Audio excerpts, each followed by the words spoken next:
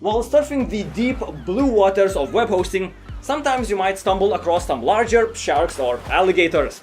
It's sometimes even hard to see what makes one provider different from another, and to really see the different pros and cons, you need to do a deep dive. Why are you like this?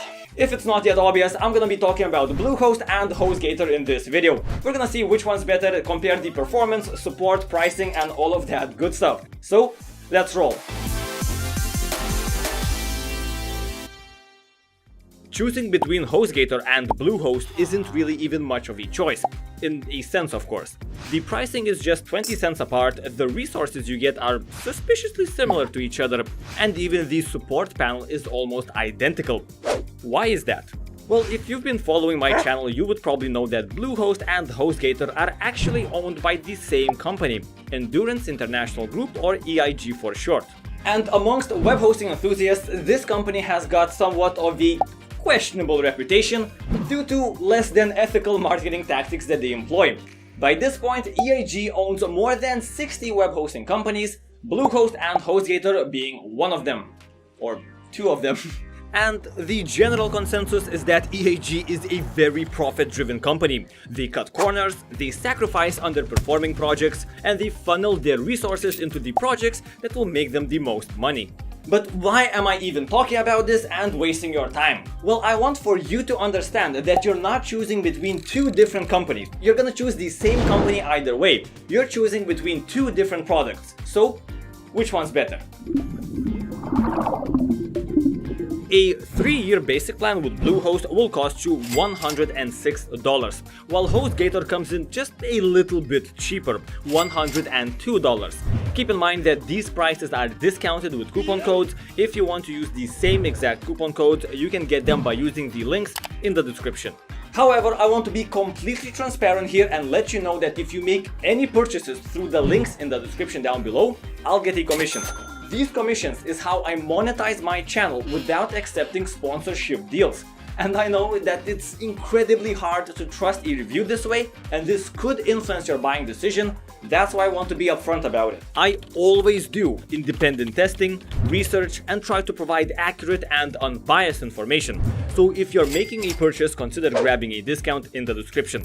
Moving on, even though the prices are virtually the same, there are very slight differences in the features you're getting. For example, Hostgator gives you unmetered storage, while Bluehost only gives you 50 gigabytes.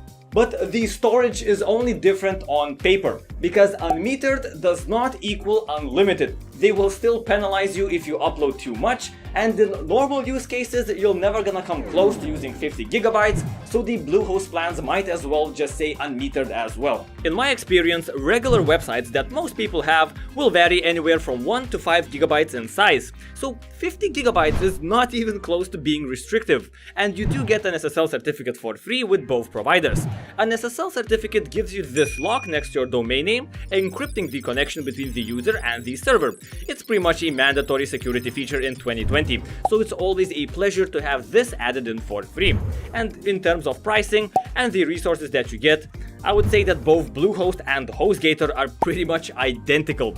The only true difference is that Bluehost requires you to commit for a minimum of 1 year, while Hostgator allows you to buy monthly plans.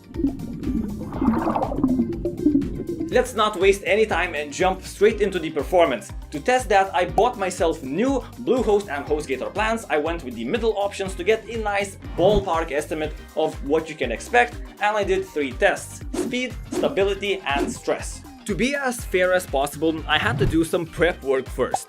I needed to create 2 identical websites, and this is where the differences really started to show. Bluehost made the task of creating a WordPress website very easy. All I had to do was click My Sites, then go to Add Sites and choose WordPress. After filling out all of the details, Bluehost did everything else automatically. After some tinkering around, here's the site I was able to make in around 10 minutes, I would say. Moving over to Hostgator, things weren't as buttery smooth. The default installer that they have on the dashboard right here just isn't very useful. I just couldn't get it to work properly, and I think I know why. See these packages right here? Yeah, Hostgator is actually offering to install WordPress for you by paying $100. While you're on the automatic installer screen, keep in mind that I just installed WordPress for free in 3 minutes with Bluehost. To me, this feels like a last-ditch effort to squeeze some money out of you, because even they know that their solution is glitchy as all hell.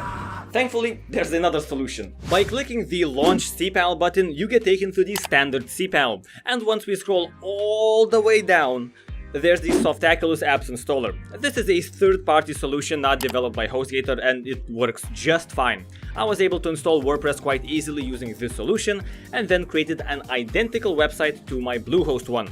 The very first test I did was using a tool called GTmetrix. This will show how fast my website loads. Keep in mind that I have two identical websites, so the only difference is the hosting platform. In a surprising turn of events, Hostgator was actually faster than Bluehost. Hostgator loaded my website in 3.9 seconds, while Bluehost scored a 4.3 seconds. But in all honesty, both of these results just aren't very fast. More premium web hosting services like SiteGround are able to load the exact same website in around 2 seconds, which is twice as fast. But it's understandable as SiteGround almost costs 3 times more.